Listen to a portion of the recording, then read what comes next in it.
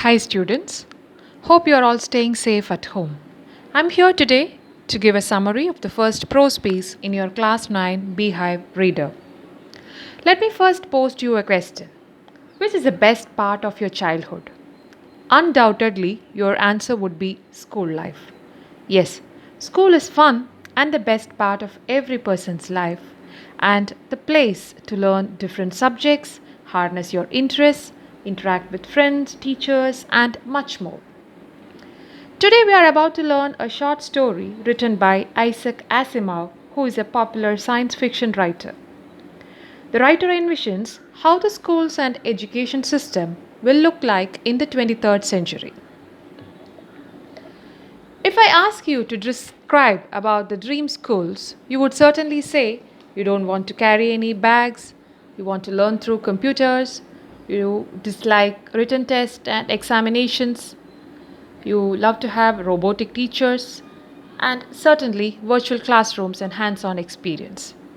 Students of the present have clearly understood how computers play a major role in the field of education. Coming back to the story, let us try to interpret the title. So, these questions come in front of us. Who could be the speaker? Whom does they refer to? Isn't the speaker happy? Because he says the fun they had. So, in order to get answer for all these questions, we would like to learn more about the central character and the plot of the story. The two main characters in this story are Margie, a 10-year-old girl, and Tommy, a 13-year-old boy. The story opens with Margie writing in her diary about an old book that Tommy had found in the attic.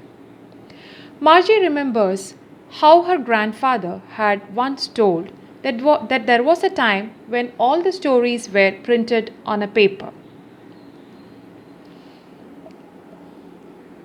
Both the kids are surprised to know about the real books where all stuffs were printed on paper and words stood still. However, Tommy dislikes it as he feels that the books had to be thrown away after reading. He is more interested in telebooks. Since this story is futuristic, Margie and Tommy experienced computerized education. They only have a special study room where a computer teaches them. The computer teacher is programmed and adjusted according to the needs of each child. Now and then, the computer teacher develops some fault which is fixed by a county inspector. Margie hates school and cannot understand why someone should write about schools. She had problems with learning geography from her mechanical teacher. She hates the slot where she has to insert the homework and test papers. But Tommy explains how the schools centuries ago were different from their type of school. He talks about the actual school during his grandfather's time, which functioned in a special building and students were taught by human teachers.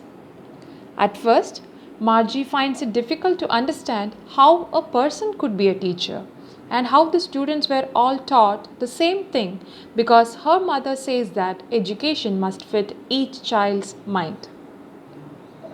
But in her opinion, the schools of the past were funny and she wanted to read more about it. But as it was time for Margie and Tommy to get back to their school, they had to go to their own rooms where the mechanical teacher was already kept on.